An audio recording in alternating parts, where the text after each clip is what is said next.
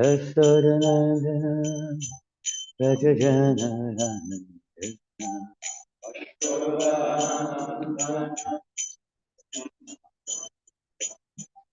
Yasodanandana Rajajanananda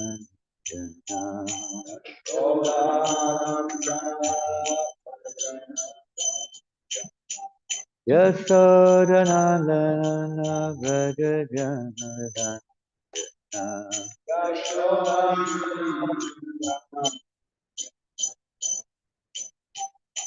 Yamuna Kirvana Shahati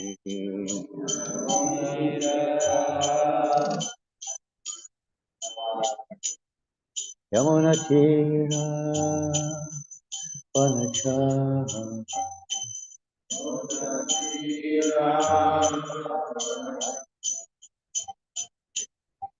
Jayarada Madhava Anjali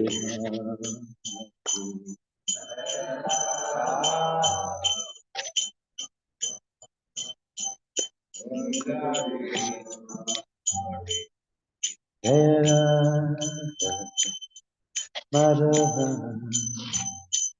Anjali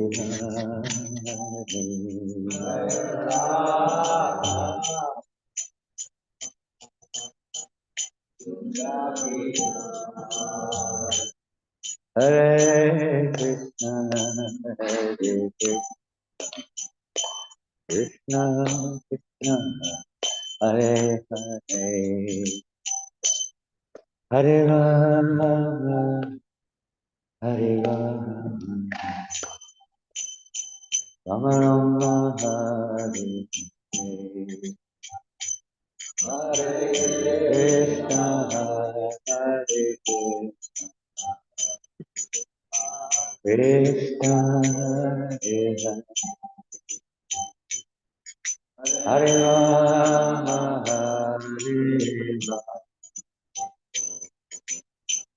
Rama Rama Hare Hare Krishna Krishna Krishna Hare Hare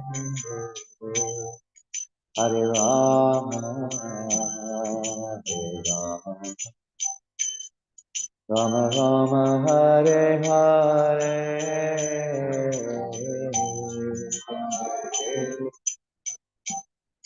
Hare Krishna Krishna Krishna Hare Hare Hare Rama Hare Rama Rama Rama Hare Hare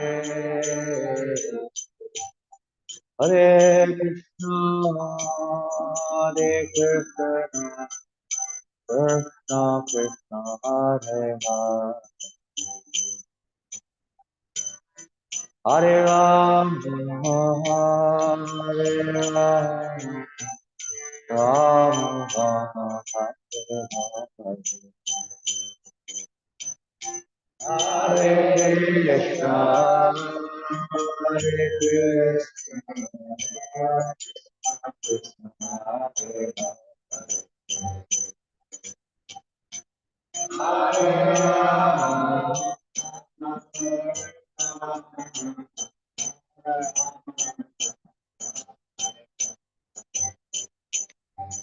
Hare Hare Krishna Hare Krishna Krishna Krishna Hare Hare Hare Rama Hare Rama Rama Rama Hare Hare Hare Krishna Hare Krishna Krishna Krishna Hare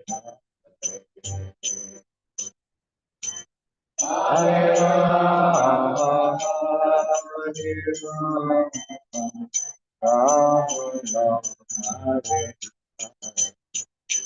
Hare Krishna, Hare Krishna, Krishna Krishna, Hare Hare, Hare Rama, Hare Rama, Rama Rama, Hare Hare, Krishna Hare Krishna, Krishna Hare Hare, Hare Rama, Hare Rama, Rama Hare Krishna, Hare Krishna, Krishna Hare Hare, Hare Rama, Hare Rama, Rama Rama, Hare Hare,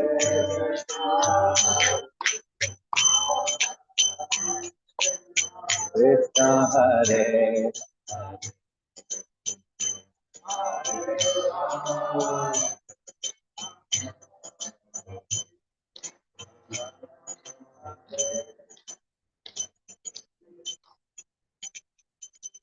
O Premanandi, Bhagavad Jai, Shri Gaurakai ki Jai, Shri Jagannath Baladev Bhagavad Ki, Shri Vadi Hari ki, Grantaraj Srimad Bhagavatam ki Jai, Transcendental Vishnu ki Jai, Harinama Sankirtan ki Jai. All glorious to be ascended. Shri Guru Gauranga Shri Prabhupada. Namo Vishnu Vidaya, Krishna Vistaya Bhutale, Shri Mate, Bhakti Vedanta Swami Namani, Namaste Saraswati Devi, Gauravani Vicharine Nivasesha Sanyavadi, Astachare Shatarine. Om Namo Bhagavate Vasudevaya. Om Namo Bhagavate Vasudevaya. Om Namo Bhagavate Vasudevaya. Reading from Srimad Bhagavatam, Canto number 5, chapter number 1. Text, I believe, is 24. Is that correct? It may or may not be on the board because it's, again, it's kind of just like a, you're just going to read it. It's not something which is in poetic meter or whatever. Maybe it is, but we don't know what it is. This chapter is entitled The Activities of Maharaj Priyavrata. There's a lot to learn from this chapter. All of us.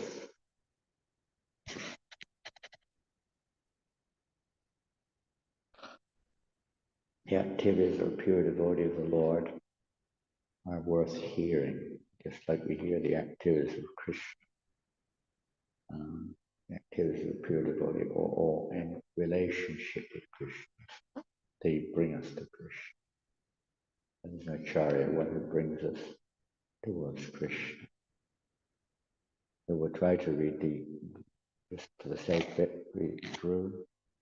Atacha duhitaram prajapate vishwakarmana upayeme vahishmatim namatasyam uha bhava atmajan atmasamana shila gunakarma rupa viryodaram dashabhavyayam bahuva kamyam chayaviyasim urjasvatim nam. Go through the word for word. It's not too long. Ata, thereafter, Cha, also, Duhitaram, the daughter, Prajapatehe, of one of the Prajapatis, entrusted with increasing population, Vishwakarmana, named Vishwakarmana, Upayeme, married, Parhishmatim, Parhishmati, Nama, named Tasyam, in her, Uha, as it is celebrated, Vava, wonderful, Atmajan, sons, Atma Saman, exactly equal to him, Shila, character, Guna, quality, Karma, activities, Rupa, beauty, Virya, prowess, Udara, whose magnanimity, Dasha, 10, Bhavayam,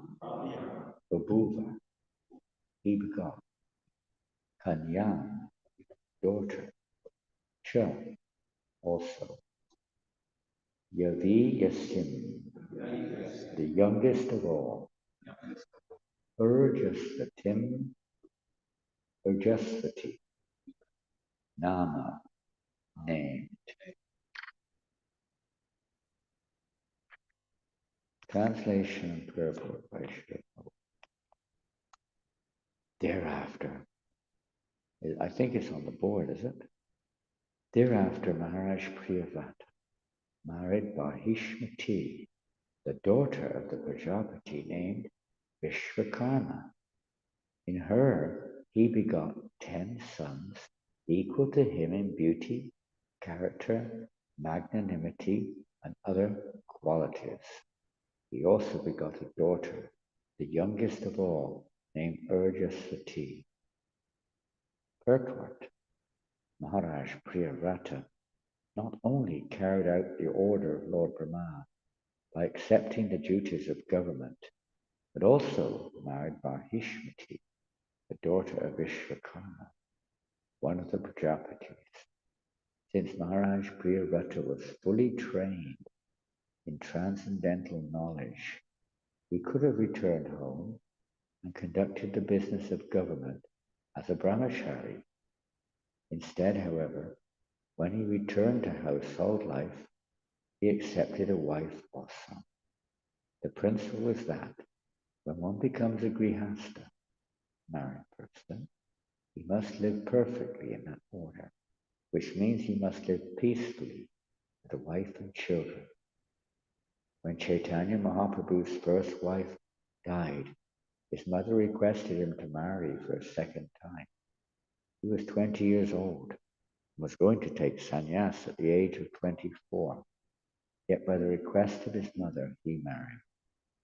As long as I am in household life, he told his mother, I must have a wife.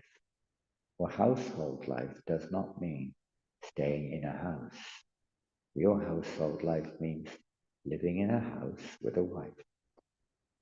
3 words in this verse are very significant. Uha, va, va. Uha, va. These words are used to express wonder. Priyavrata Maharaj had taken a vow of renunciation, but accepting a wife and begetting children have nothing to do with the path of renunciation. These are activities on the path of enjoyment. It was a source of great wonder, therefore, that Priyavrata Maharaj, who had followed the path of renunciation, had now accepted the path of enjoyment.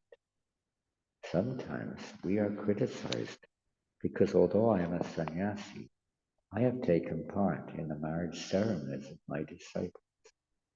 It must be explained, however, that since we have started a Krishna conscious society, and since a human society must also have ideal marriages, to correctly establish an ideal society, we must take part in marrying some of its members, although we have taken to the path of renunciation.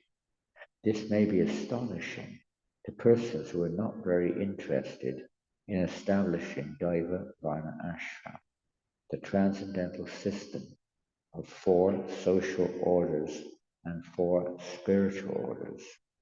Srila Bhaktisiddhanta Saraswati Thakur, however, wanted to re-establish Daiva Varna Ashram. In Daiva Varna Ashram, there cannot be acknowledgement of social status or status. What do you say here? Status or status? Pardon? Status or status? Status. Social status according to birthright.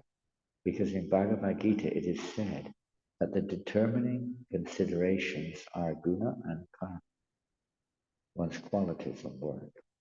In this Daiva Varnashram, that should be established all over the world to continue a perfect society for Krishna consciousness. This may be astonishing to foolish critics, but it is one of the functions of the Krishna conscious society. Interesting purport. And not the only purport by any means, where Srila Prabhupada doesn't just mention the Varnashram system, but he makes it quite clear that this is one of the intentions of his spiritual master. He very much wanted to establish this Daiva Varnashram. For those who don't know what the Daiva Varnashram is, someone can tell us, what is Daiva Varnashram?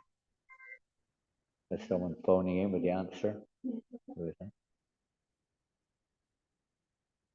That was a quick response, I must say. Very enthusiastic. Please all turn on your mobiles. Please turn them on. But, Hare Krishna, you know what I mean. So what is Daiva Varnashram? Who can explain?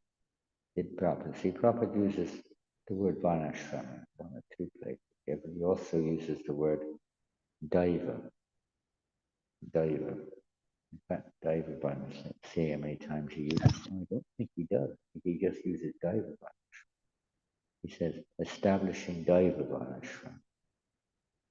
Bhaktisiddhanta wanted to re-establish Daiva Varnashram. In Daiva Varnashram. It is this Daiva Varnashram that to be established. So at least, if not more, your Prabhupada mentioned Daiva Varnashram 4 times in this last paragraph of the purport. So please tell us, what is Daiva Varnashram? If we have to establish it, we better find out what it is. Isn't it? What is it? Some of you won't know, of course. Some of you should know. And some of you, yes.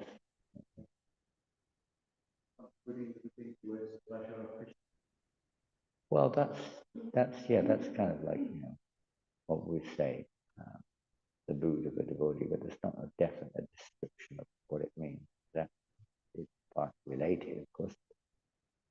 But what is it? A little bit more literal.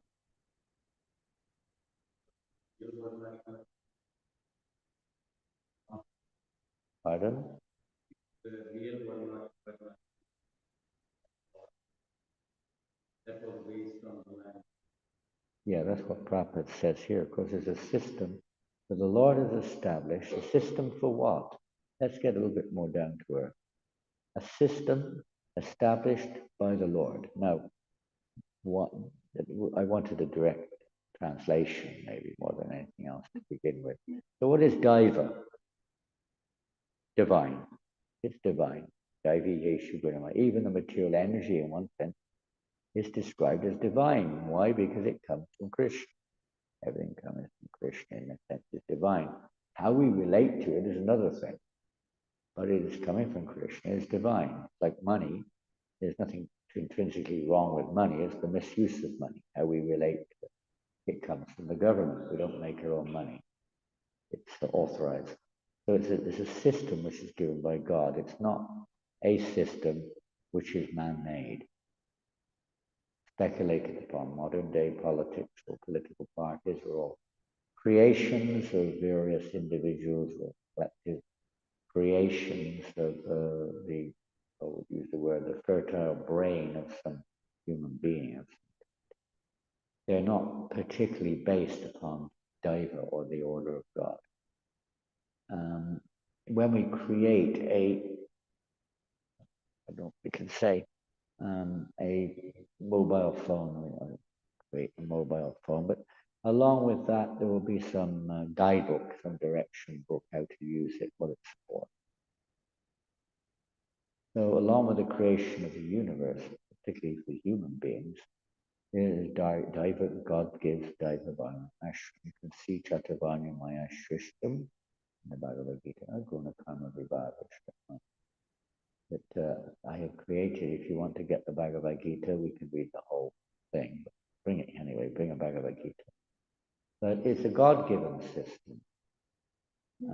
And this is real, in a sense, this without Daiva Varnashram, this system, which I'd like to say a few more words about, without that, there's no real religion in society. It's just some kind of, I don't know what you call it, sentiment.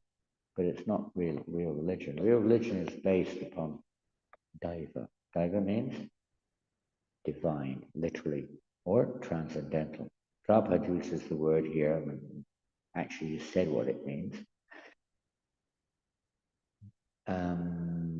This may be very astonishing to persons who are not very interested in establishing Daiva. It may be astonishing. Well, astonishing that Maharaj Priyavrata, who made a vow by the association of Nagarishi, he made a vow to renounce this world. But then, on the influence of Narada's guru, of Brahma, and the Lord himself, actually, and his own father, he changed that and he accepted the order of Grihastha or married life. So this is what Prabhupada's inferring or referring to here, that's astonishing. And he didn't just get married and enjoy himself. He didn't just do business or governmental work in his case. He went home, so to speak, got married to a suitable bride, suitable wife, and created children as well as managed. And what can we say? In the Bhagavad Gita, this is highly emphasized, particularly in the third chapter of the Gita, how Arjuna should follow this example, act according to the rules of Varna Ashram. Now there's Daiva Varna Ashram and there's Varna Ashram. Chaturvanya System. In that particular verse in Bhagavad Gita, there's not necessarily, I don't know, let's look and see for sure, but I don't think that you'll see a mention of Daiva. I may be wrong. Chapter 4 of the Bhagavad Gita, we are text 13. Chaturvanya Maya Shrishtam Gunakama Vibhaga Shaha Tasya Kataram Imam Vidyakatram Avyayam. According to the three modes of material nature and the work associated with them, 4 divisions of human society are created by me. And although I am the creator of this system, you should know that I am yet the non-doer, being unchangeable. So there's no mention here of Daiva. It's just an establishing a system in human society. Of course, we understand the objective of that is Daiva, transcend. And it's a God-given system. So if anyone follows it according to the God-given way of following it, and then one is actually knowingly or unknowingly following the will of God in the human form of life. So Daiva, that Daiva part which is emphasized here by Srila Prabhupada, related to Krishna.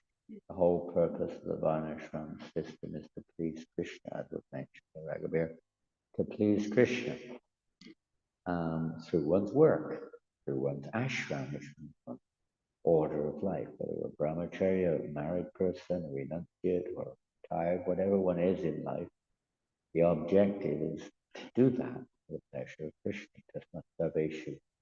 How's that verse go? Salvation. Oh goodness, my memory is slipping me. Also, you'll find that verse in the 8th chapter of the Bhagavad Gita. I think anyway, whatever it is. But whatever you do in all your works, everything, one should dedicate. Everything should be dedicated to the service of the system. Everything should be dedicated. We should learn how to do it. So in Varnashram, people are being trained, just like a child is being trained at school to think and act in a certain way. You don't really get free will. One is educated according to the intention of the authority, and no choice really, very little. So in the Varnashram system, the first thing that's there is to ascertain the eligibility of the child. Very important, extremely important. This is a topic unto itself. But that's the principle. And then the child will be facilitated according to their propensity, according to their nature. It doesn't make any difference what father or mother they may have. Of course, that may help to say, generally speaking, the child has the qualities of the parents to a large degree, no doubt. But it's not an absolute fact. It's a fact which may assist in that regard, because of karma. You generally take birth with a family with similar traits. So the Varnashram system given by God, way of organizing society. We haven't gone into details of that yet. It's just generalization according to one's qualities, according to one's work. One is considered to be, in modern society, if you're a plumber, you're called a plumber. If you're a sportsman, you're called a sportsman. If you're whatever the quality is of work, you may not necessarily have the right quality for it, but the work defines your designation. But in Vedic culture, to some extent, of course, that's always there in every culture, you cannot divorce the Varnashram system from any society, human society. And then it becomes animal society. We see in our modern society there are certain people who oscillate towards managing. There are certain people who oscillate towards teaching. There are certain persons who oscillate towards business. And certain people who just basically want a job and get some money. That's the full stop. They don't really particularly, have a very talent for leading or for creating or teaching. And then a lot of people who are completely confused. They don't know what to do. They go from one to the next. If this doesn't work, maybe I'll try that.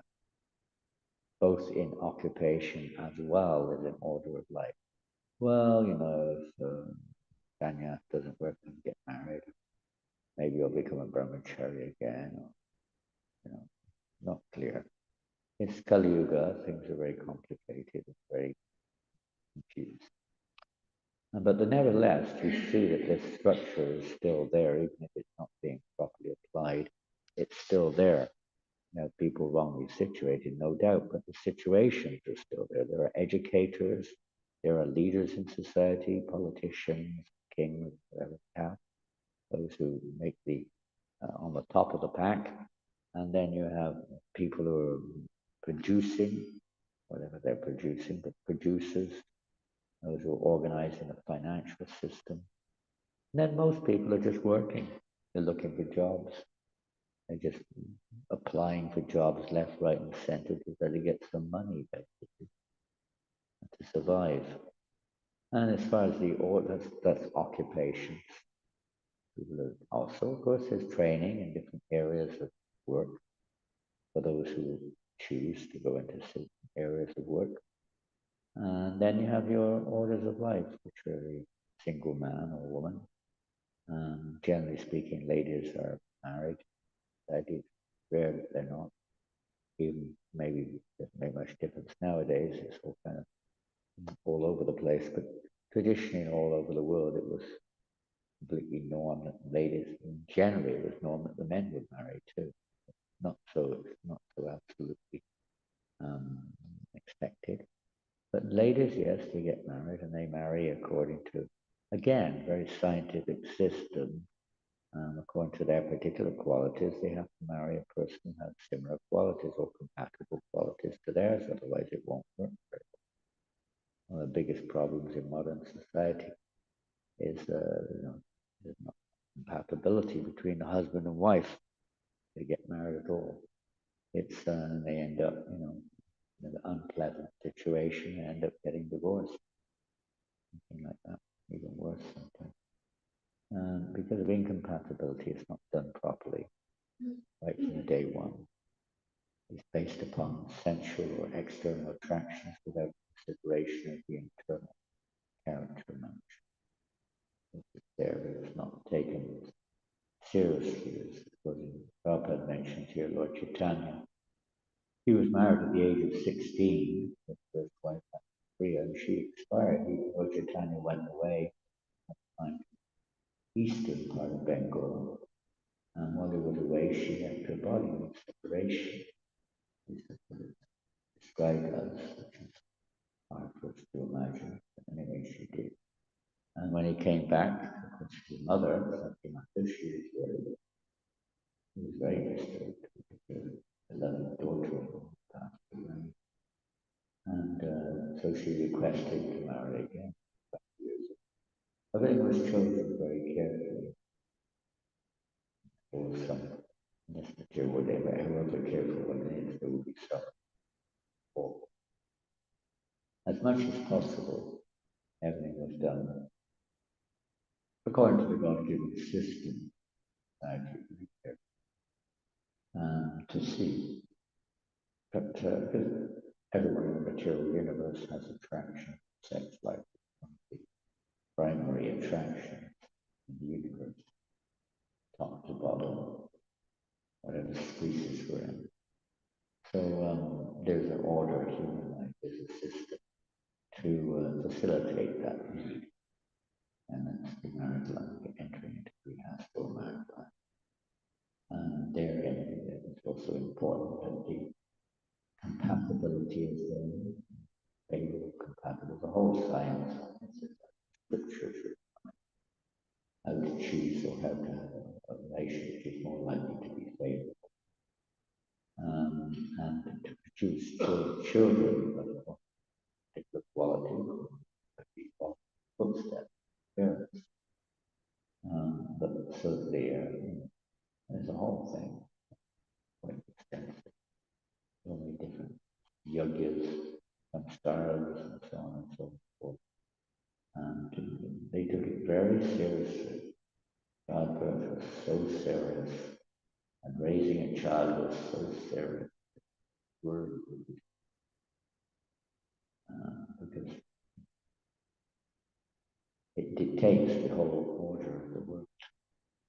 Progeny, which is good quality, a very peaceful society, very favorable. Unfortunately, today we have what's called Varna Sankara. That means there's no clear idea whatsoever, even nothing's done properly. The whole system, children are born out of wedlock. You don't even know their father as much of the time.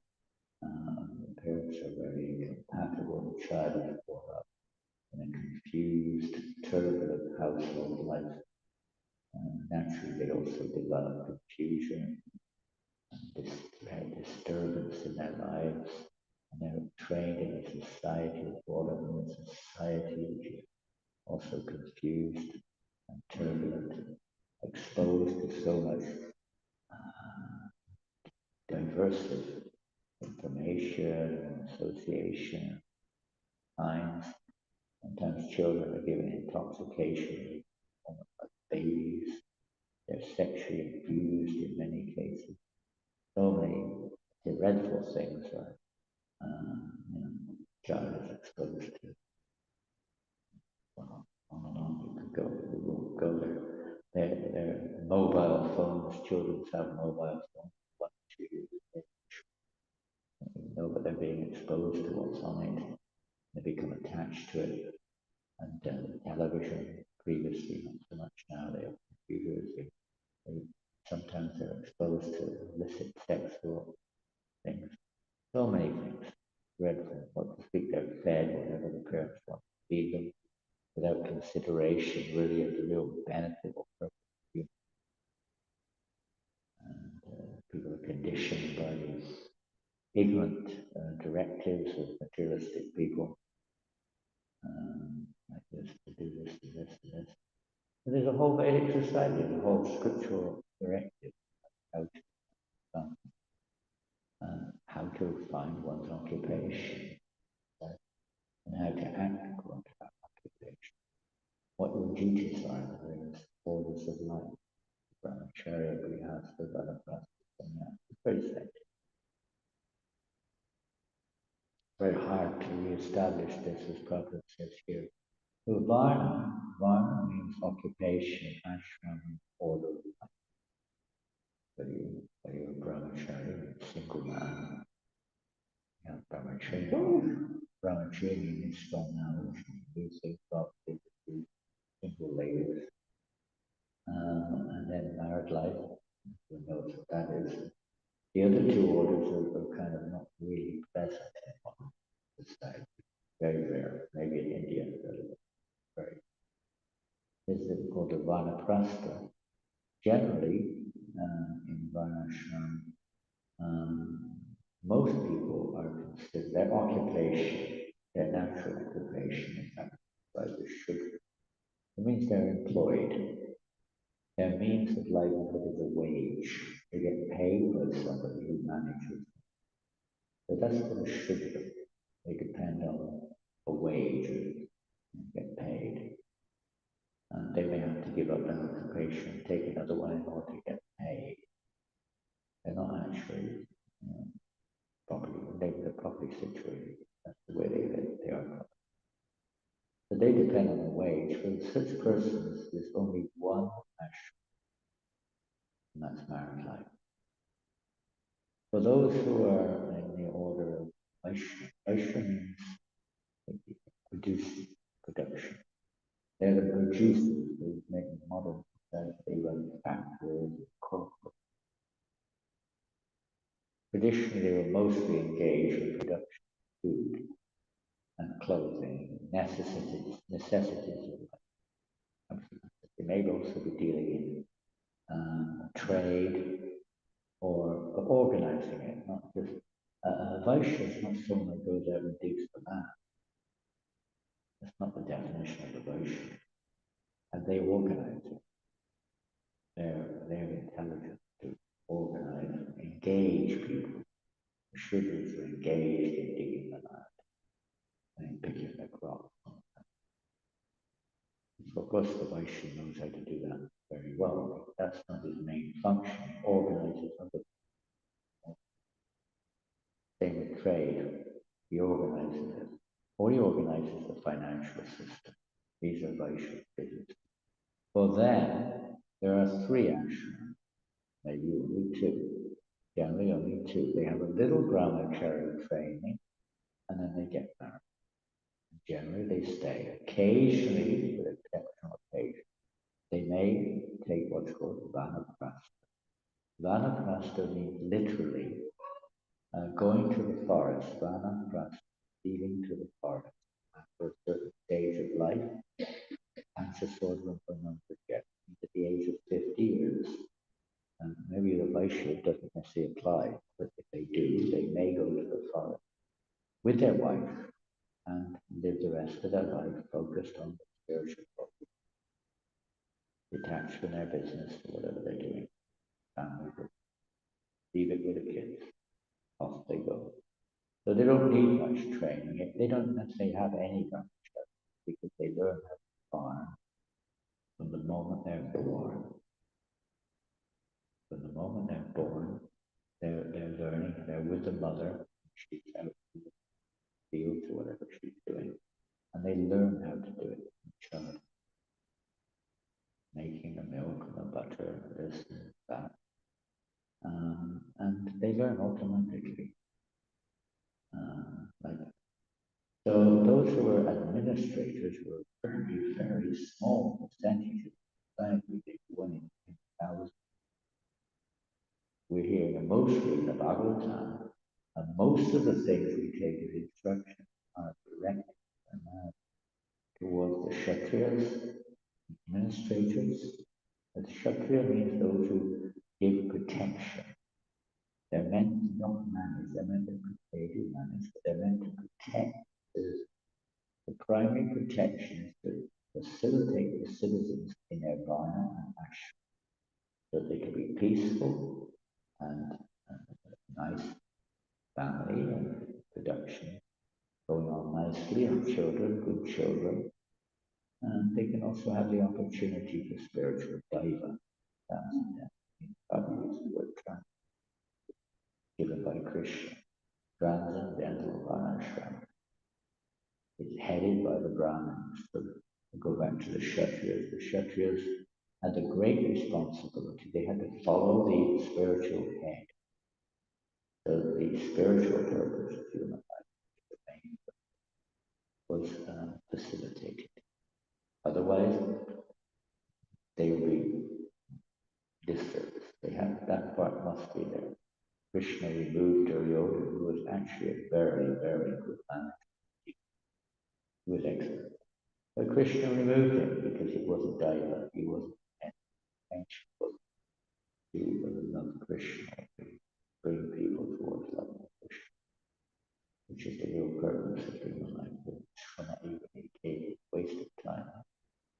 Dharma Vishnu saying, the Pariyari Devi a waste of time. Even though the Varna Ashram has to go, without the Daiva, it is a waste of time. That must be there. There's no question that in modern society, totally separate. State and religion are separate. The first duty of the state is to facilitate pure dharma. That's the first duty of the leader, above and above everything. But that's not even on their agenda. In fact, it's almost banned in some the nature of this modern age, unfortunately. Very difficult in such situations. The citizens are helpless. Yogi Hokus Lojitana Sankatana. And even if there was some piety, it's not really diving. May allow and facilitate some kind of reflection guided by because it's not guided by faith. It's not guided by transcendentalism, guided by some speculation, some compromised understanding. That's not Daiva Varnashram. Daiva Varnashram is based upon love of God, understanding the purpose of life. So the Vaishyas, they made this the main narrative, age, going to retired life. But to the kings, they definitely have brahmachari training. They must have it. So the qualities they work must be that understanding, not just what they do, but qualities they must get some training from spiritual guidance before they take up that role. So the understanding their duties. And then at the age of 50, particularly this was applies to the Kshatriyas. They must leave home at a certain stage of life. Unlike today, we were discussing with some devotees the other day how in Malaysia, one of the previous prime ministers is now 100 years old and he's still trying to get back in as a prime minister. He's 100 years of age. They hang on, the Queen of England hung on till she had what she would not give up her post. Whatever else people say, but she wouldn't give up her post. So her son takes over, he's already way in his 70s, the end of his life. It is not at all direct punishment. It's completely contradictory. There's no interest in the higher purpose of life. And the idealistic. It's a rule, it's not just I don't feel like it, I don't like stay like post. That means it's not direct punishment. It's mundane. But people are so attached. In the Vedic society, they were attached to doing their duty, but they weren't attached to God. They were attached the ultimate goal. And every culture would give up that, and it over to his son. That's why having a qualified son was given such emphasis. And they would go to the forest and they would take banana with their wife. They wouldn't take sannyas. They would take banana. That means retired life. They would live together, husband and wife, perform austerities, study shastra, together, go back home, back together. They do. And then the Brahmins, who were the actual head of this, I mean, they're so-called named people, they're not actual. Because we can see in the Bhagavad Gita what the quality of. It's nothing to do with what they do, nothing whatsoever. I mean, they're naturally going to do those things. The 6 occupations of a Brahmin are there, but that's not mentioned in the Bhagavad Gita. It's the qualities. You can read it in the 18th chapter of Bhagavad Gita. The qualities of these 4 orders are mentioned. We'll just briefly read the Brahmins.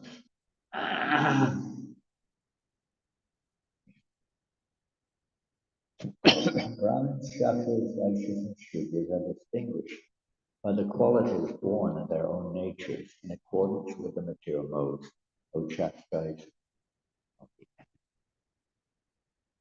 Introductory verse. Peacefulness. This is the Brahmin. Peacefulness, self-control, austerity, purity, tolerance, honesty, knowledge, wisdom, and religiousness. These are the natural qualities by which the Brahmins work. That's the description of how you distinguish a Brahmin. It doesn't say one who waves things at the deities. It doesn't say one who can, flash off a whole bunch of verses and wears a fancy dress and, whatever like that, wears a string around his neck. It doesn't say that. It's a quality of consciousness. The Brahmin's consciousness is the primary factor which determines their eligibility in the order of life. Whereas the Kshatriya is a mixture. Heroism, power, determination, resourcefulness, courage in battle, generosity, and leadership are the natural qualities of work for the Kshatriyas. Farming, cow protection, and business are the natural work for the Vaishyas. There's no mention there. Natural qualities in terms of their consciousness, that is, their natural attraction towards these activities. And for the Shudras, there's labor and service to others. Okay? By following his qualities of work, every man can become perfect. Now, please hear from me how this can be done. The next thing. By worship of the Lord, who is the source of all beings, and who is all-pervading, a man can attain perfection through performing his own work. It doesn't matter what order of life you're in, or what occupation one has per se, whatever is suitable to one's psychophysical condition. But the point is that whatever it is, we offer it. It is better to engage in one's own occupation, even though one may perform it imperfectly, than to accept another's occupation and perform it perfectly. That is another topic in of itself. Duties prescribed according to one's nature are never affected by sinful reaction. That's another aspect of Daiva Vana Ashram, is if one is properly engaged in this Daiva Vana Ashram, Daiva, if one is properly engaged, then one can become free of sinful reaction. Every endeavor is covered by some fault, just as fire is covered by smoke. Therefore, one should not give up the work born of his nature. O son of Kunti, even if such work is full of fault. So Krishna goes on, writing a bit more unfold. One should understand that most of these instructions of the Shastras are given to the Brahmins and Kshatriyas. when it says that the Panchaswara Vanambraja, that basically only refers to Brahman, which is maybe 1%, if that, less than 1%. The vast majority of the, and we're not talking of ISKCON, but this is talking in general, the vast majority of society is meant to live a proper life, human beings, proper grihastha life, proper occupation, and taking advantage of the opportunity to cultivate Krishna consciousness in the grihastha ashram, in their occupation that one's doing, under the inspiration and protection and guidance of the Kshatras of Brahma.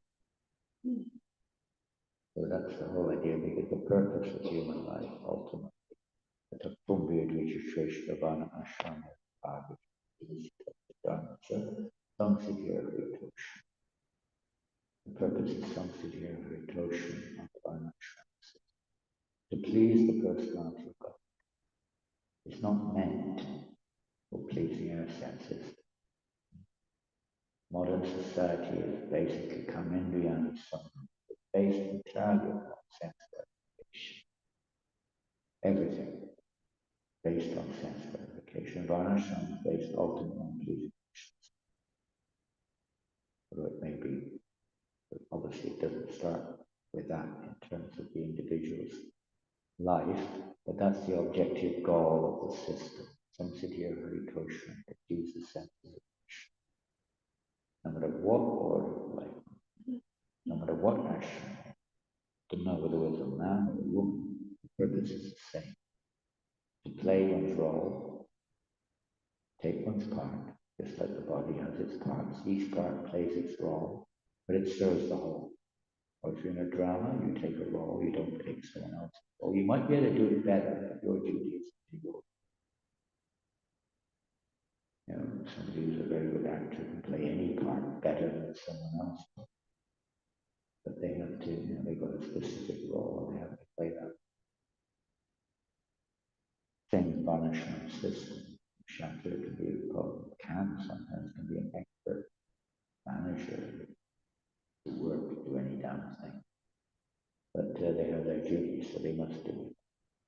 They must got to do it. And they're trained to do it as best as possible. They have the quality. It's a very scientific system, so what do we do in our modern society? Prabhupada wants us to establish it. Some devotees are sincerely trying to do that in the order of speculation. But exactly how is another thing, especially in the Western world. We're up against all kinds of objections, unnatural circumstances.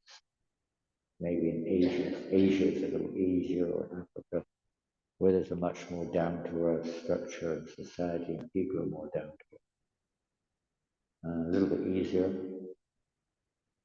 but the primary thing is the quality.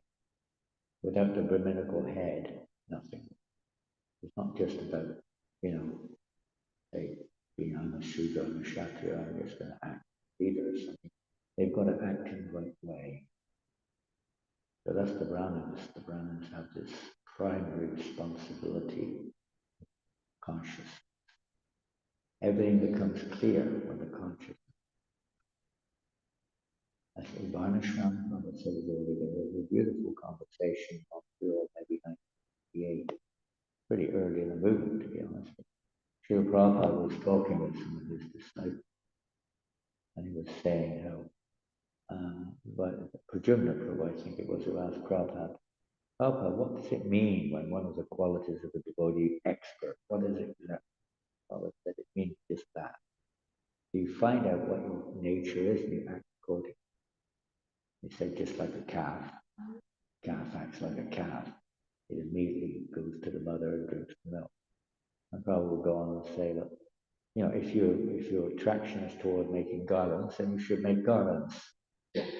Work with flowers, make flower vases, whatever it is. Don't try to imitate someone else. To get more money or get more fame, or don't push you in that way.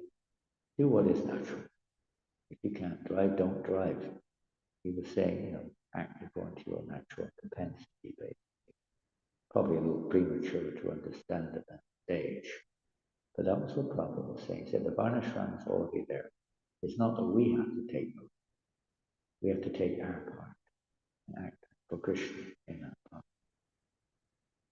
As the living entity becomes more and more pure, it becomes clearer and clearer what our part is. So the Sankirtan movement, for another, is a byproduct. It's not the primary purpose. But a byproduct is that one's consciousness becomes purified. It becomes clearer and clearer where one's situated in society. Best situation. One's best service in society.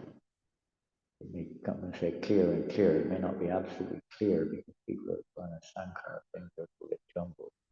Many people have mixed propensities. But primary propensity usually becomes on a stage, the purification, not already there.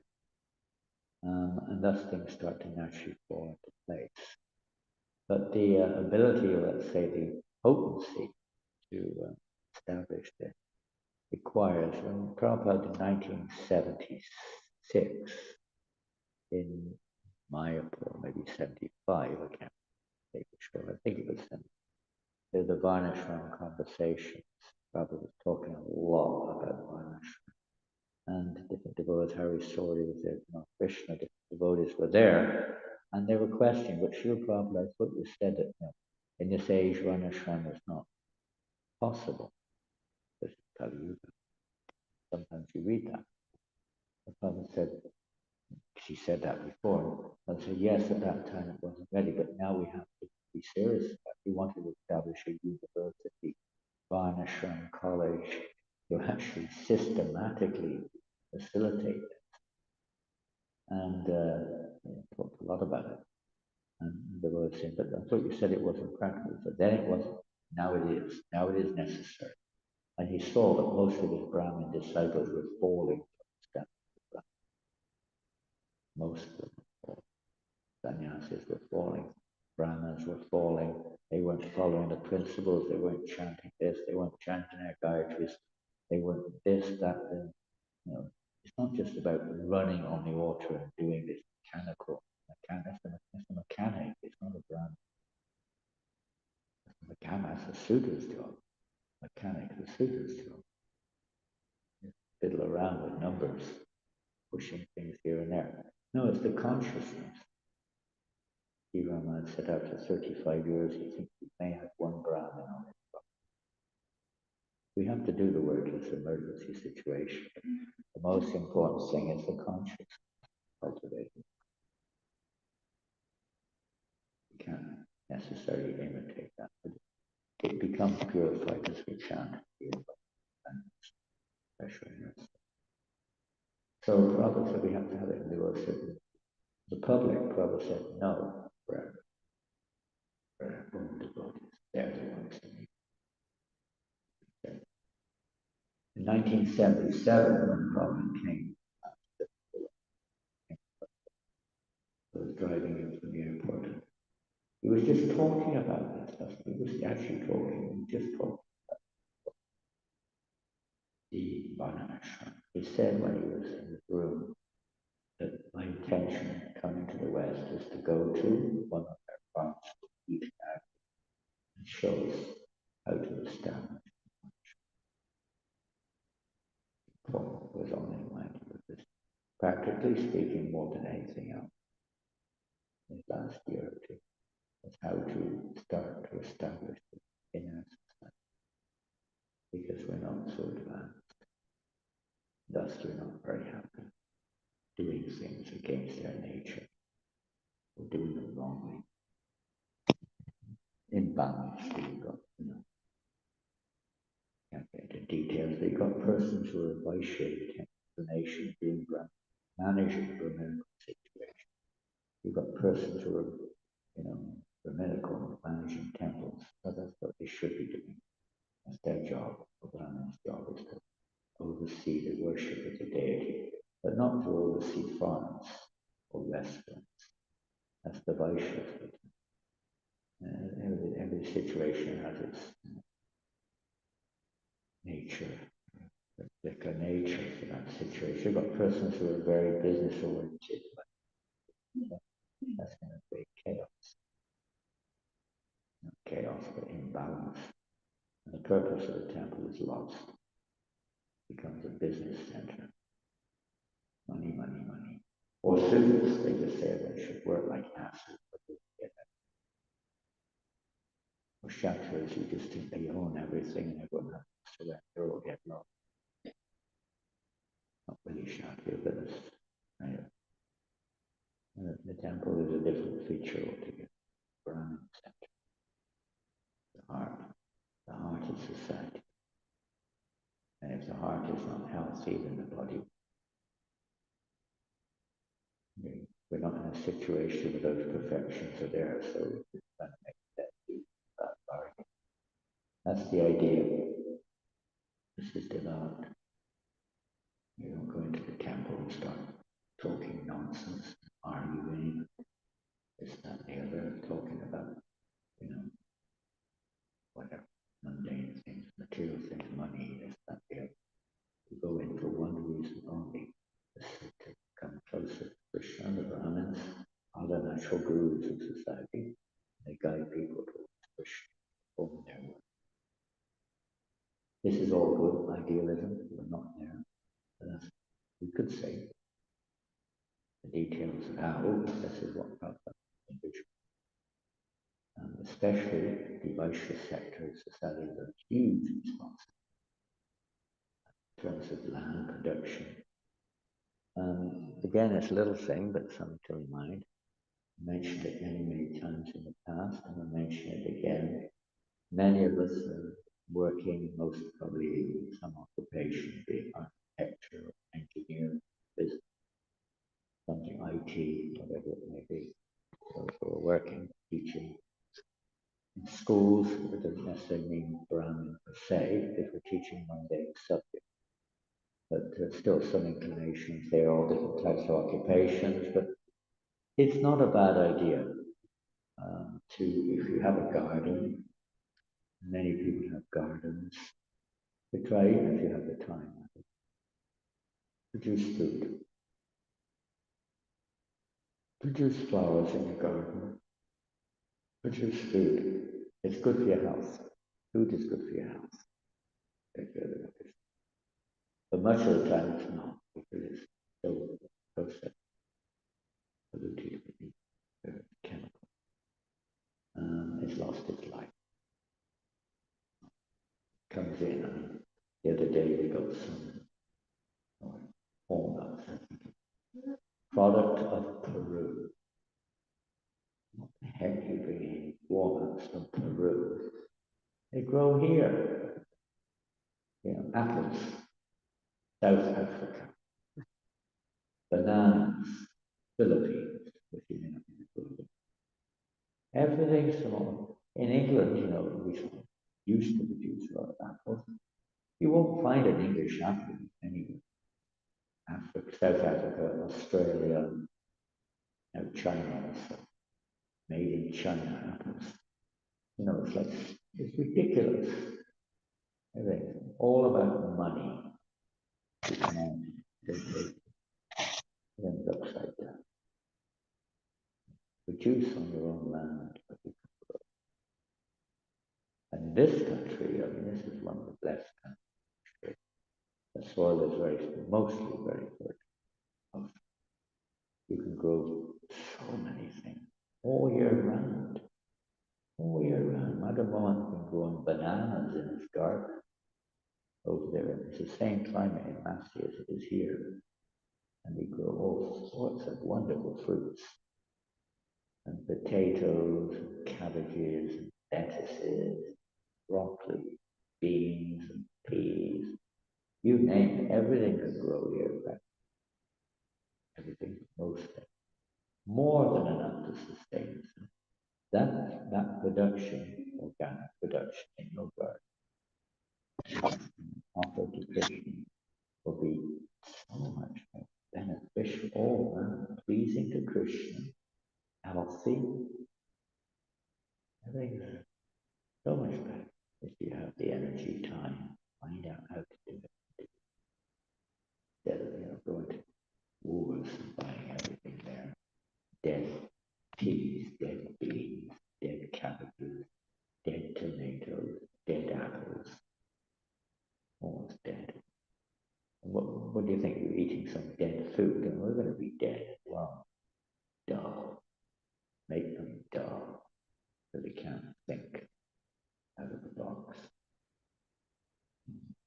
This is like you say, just a little thing, but it's a beneficial thing. It may not be exactly one I try, but at least it's something a bit more natural, a bit more beneficial to do.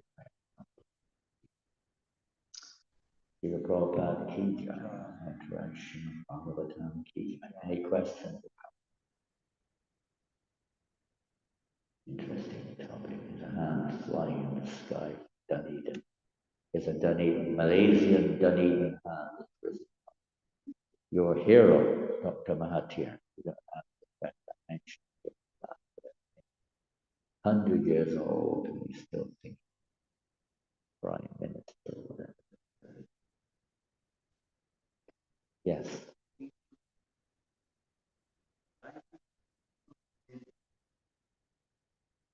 Well, I was give an example. We can't. Yes, it's not the same. It's the same in one sense, but it's not the same. We'll give an example. You're driving a car, you're driving a Hare Krishna bus. Why are you driving a Hare Krishna bus? Is anyone here a driver of that bus in school? Any bus drivers? Any ladies bus drivers? Nowadays, ladies are also bus drivers. Any bus drivers here? No? School holiday right now. But if you're a bus driver and you're driving the bus, Hare Krishna bus, is it the same as anyone else driving any other bus? Yes and no. You're doing exactly the same thing. You're driving kids to school. But the Hare Krishna bus driver is driving the children to the Hare Krishna school. And what's the purpose of the Hare Krishna school? It may have several purposes, but what's the primary purpose of the Hare Krishna school? To help them, to at least give them an opportunity to become Krishna conscious. So the bus driver is driving the children for that intention. He may not be, but I'm just giving an example. I completely don't care less about that. But in principle, there's a difference between him driving children to the school to help them. It may not be the only reason, but to help them become Krishna conscious. It may not be the only reason, but let's say it is. And someone else is just driving them. Why are they driving them? Money. Money.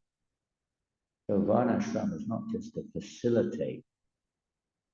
Varnashram on its own is just to facilitate the conditional characteristic of the living entity. So what? Acting within three modes of nature doesn't free one. It just facilitates one to be happier materially. But one has to take birth again. It's just round and round in a circle. It doesn't release anyone. It's only when it's diver does it fulfill the real purpose, which is to release the living entity. Yeah, go back to God. So that's the difference. The activity is exactly the same. Can be exactly the same, but the difference is one is just material and the other is spiritual. So there's a big difference. Maybe the most important difference between the two. Although the activities can. So if you have Varnashram, as Prabhupada said, Varnashram is already there in society. He said, we don't need to become that. We just have to be, able to convince those who are good managers to do it for Krishna. Those who are good businessmen to do it for Krishna. Not that we have to become businessmen in a Varnashram, but we have to play our part and try to convince others to play their part, to do it for Krishna. The idea. That's don't be Varnashram. But otherwise, just to play your part. Materially, it might be nice, but so what? What's the benefit? Living it is still in Maya, still an illusion. The whole idea of the structure is to please Krishna, not just to make a nice society. Everyone's trying to do that. Make a society where everyone's kind of happy and peaceful or whatever. It's not working. The idea is not just to have Varnashram, but to have Daiva Varnashram. You understand? I don't know if you do that. Okay. Anything else? So we're going to start today, is that right? We'll start today. How are we going to start? Huh? Yeah, I'm asking you a question. How are you going to start? Start growing potatoes in your garden, I think. Not necessarily, but there's something related. At least we can try to become purified, offering all our food to Krishna, following whatever principles we can. Again, the principles, by the way, these are Brahminical principles, four regulated principles. And primary products that we need to create a Brahminical head on society. So these four rules, these four no, don't do's, don't do's, don't do's, are not always so easy because they're clearly, the Kali Yuga Prabhupada said, this is acting in the mode of goodness, which means Brahmins are supposed to be in the mode of goodness, Kshatras in passion, Vaishyas in passion, Sudras in ignorance. These are Brahminical principles. Prabhupada wanted a Brahminical head. And if someone can't follow, it's not the end of the world. These are conditions that act under the ground direction. Not the end of the world by any means. Kshatriyas don't follow the four regulated principles in every case. Anyway, they generally don't follow. Speak of Vaishyas and Sudras. But they're still very much a part of a vibrant society directed towards pleasing Krishna. But the Brahmins have to be there first, the Brahminical head on society.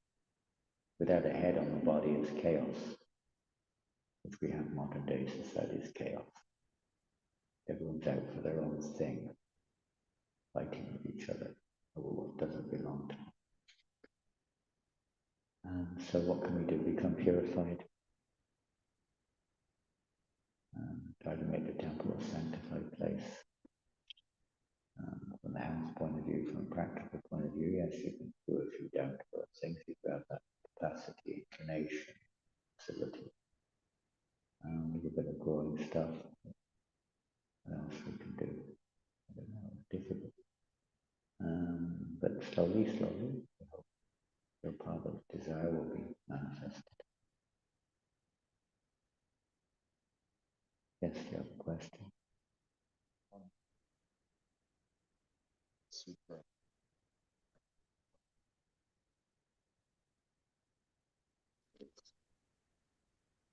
It's not going to pursue a working class family, but somehow through the course of their life become attracted.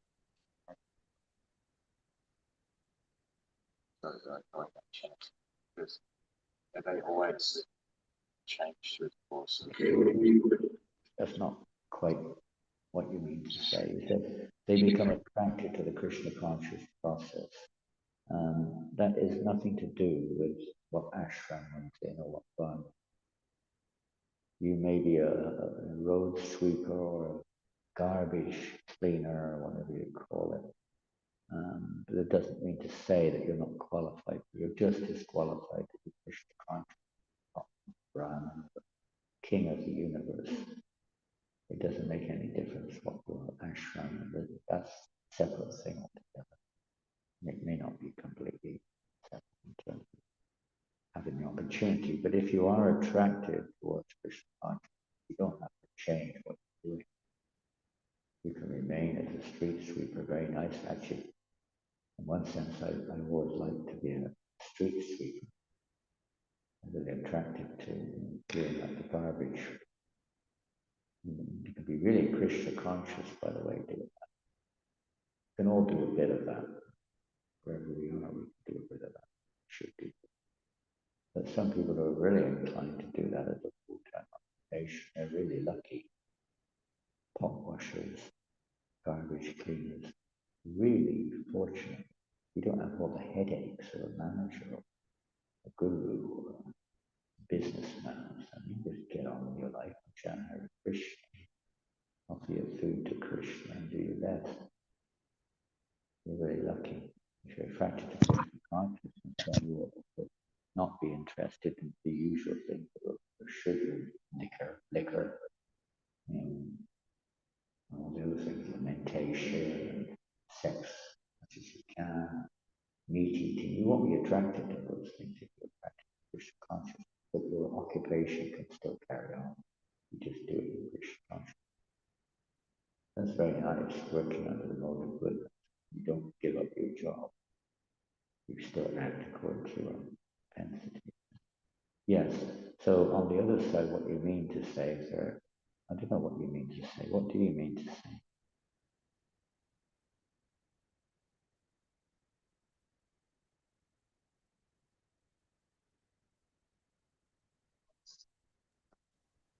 Okay, that's what we should talk about, isn't it? He said it's according to qualities of work, according to your nature. So yes, if you're born in any family, but you have a natural propensity for another order of life, then that's your nature.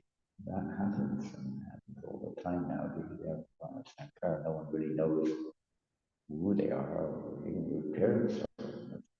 The famous example, I can't remember Brahman's name, but there's one guru, he was training Brahmins, basically.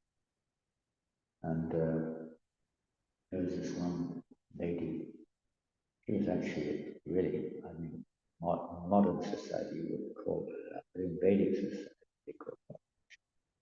She had illicit connections with many men over, and they weren't married.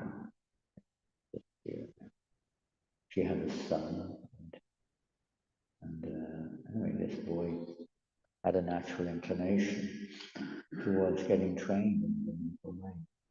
So the mother sent him somewhere. He went to the ashram to the guru. So the guru first of all asked, "So who's your father?" And the boy said, "I don't know." He said, "Go home, ask your mother." He went home to ask his mother who his father was, and the mother said, "I have no idea who your father, no idea whatsoever." So he went back and just completely told the guru, "I have no idea who my father is."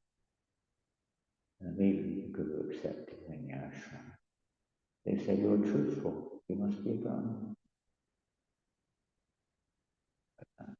So they would see according to the quality of the child. So if that quality is there, they be accepted, guided in that order of life. So that is not necessarily change. It may change, but generally speaking, not. It's just it awakens. Those propensities are born. They're born of us. Not to do with where we're born, but they're born in our very subconsciousness. And they may not come out immediately, but they'll come out in due course of time. And usually when they're young, they come out. When I was at Govardhan 30 years, 30 years, stayed there for quite a while in Australia. And I was producing a newsletter. So we started a newsletter for the community, started a little bit of communication. And very simplistic newsletter. But many of the boys from the Gurukul, 9-year-old kids, several of them would come down to help at school when the newsletter was being published. And it was amazing to see the difference between their characters. You can still remember them today. In fact, you can remember some of them. There was one boy, as soon as he came, he said, "Can I organize this?" Another boy sat down and said, "Just tell me what to do." Another boy said, "How much are you going to pay me for this?" Another boy said, "Can I also write for this?" They're like four completely different approaches, the same thing. Four different ashrams, four different environments. They all had, you could see they were four different natures. Black and white, a 8-year-old child, black and obvious one. When a kid's young, if you give them a chance, obvious one. If they have anything obvious, in those cases it came out pretty easily. Not usually just black and white. That was really kind of an interesting experience. You see their different responses to the same thing. So you test a thing, like a litmus test. You test it to see. You've got to give them a chance to see their natural attraction when they're young, what they're attracted to naturally. That's how the Vedic system worked on a higher level, not just by birth, but seeing where the child's attraction, natural attraction is going towards this type of occupation, that type of occupation. The environment was the first thing that was ascertained. That comes out basically as soon as the child's intelligence comes out. The modern society covers it over with kind of a blanket of mundane education. Much opportunity. If you want to be something, like if you said to your mother when you were a little kid, if she does ask you what you want to do, I want to be a garbage man. They tell you to don't talk such rubbish. That's garbage. And you've got to become a doctor or an engineer, IT specialist. No interest, but you've got to do it. You have to work like an ass, very miserable. And you become an IT specialist, and you're not a very good one, and you're always struggling to get a job. Nothing, you go home, you're miserable. Not the purpose. But that's what happens in many cases. Pressurized because the artificial monetary system to get a job against nature. It was basically just an unfortunate sugar employed in various ways. Some shooters are happy because they get more money. That's the main thing, they're happy. Hare Krishna, finish their shooter.